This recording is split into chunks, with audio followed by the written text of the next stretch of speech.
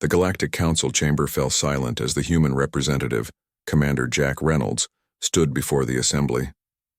Thousands of species from across the galaxy watched with trepidation, their multiple eyes, sensory appendages, and consciousness nodes all focused on the small bipedal creature. The accusations against humanity are severe, announced High Arbiter Nex, their translucent body pulsing with bioluminescent patterns.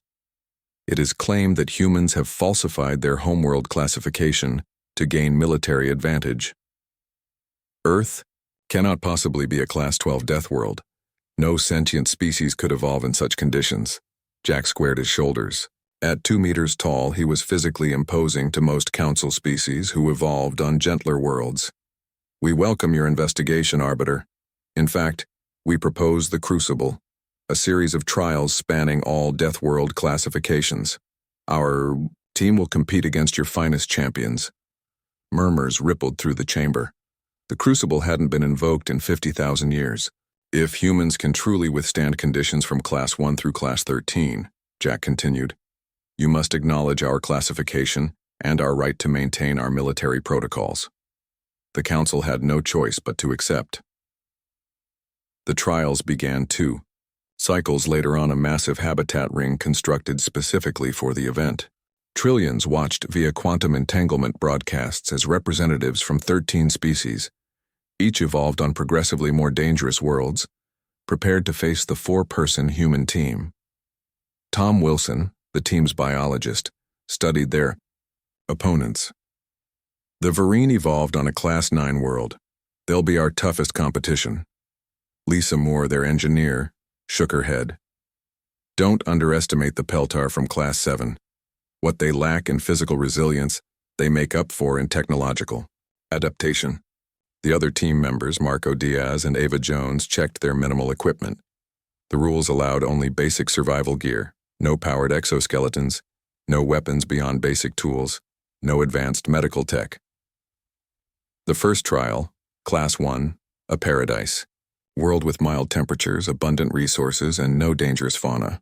This is meant to embarrass us, Tom muttered as they sailed through easily, outperforming even the floral collective that evolved in similar conditions. Class 2 and 3 trials passed without incident. By Class 4, a world with moderate gravitational fluctuations and toxic pollen, several competing species had withdrawn, their representatives requiring medical attention. The galactic media buzzed with speculation. Perhaps humans truly are Class 12 creatures, admitted a popular Marusian commentator, their gas-filled body expanding with agitation. The Class 6 trial eliminated half the remaining competitors. Extreme temperature variations from 50 degrees C to 70 degrees C within a single-day cycle proved too much for species adapted to stable environments. Class 8 featured atmospheric pressure shifts that crushed exoskeletons and ruptured internal gas bladders. Only the humans, the Vereen, and the unexpected Peltar remained.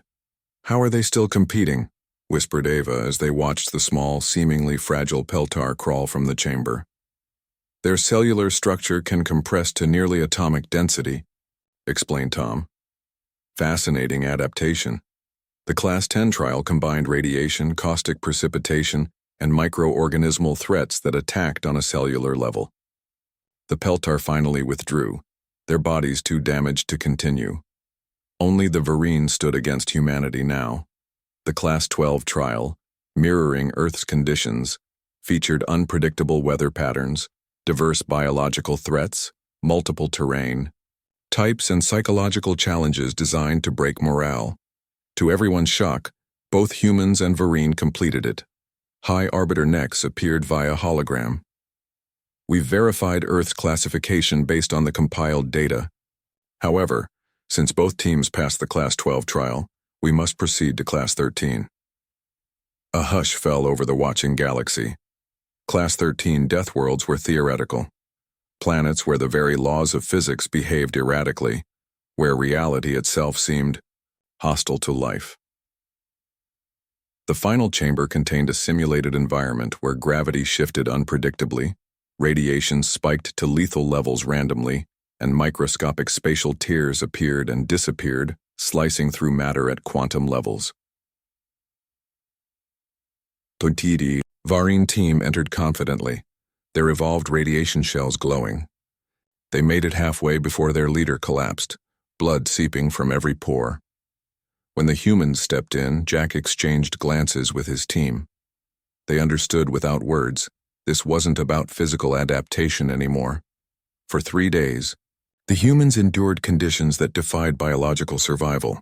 They rotated sleep shifts, protected each other during gravitational inversions, and developed impromptu strategies against phenomena they'd never encountered.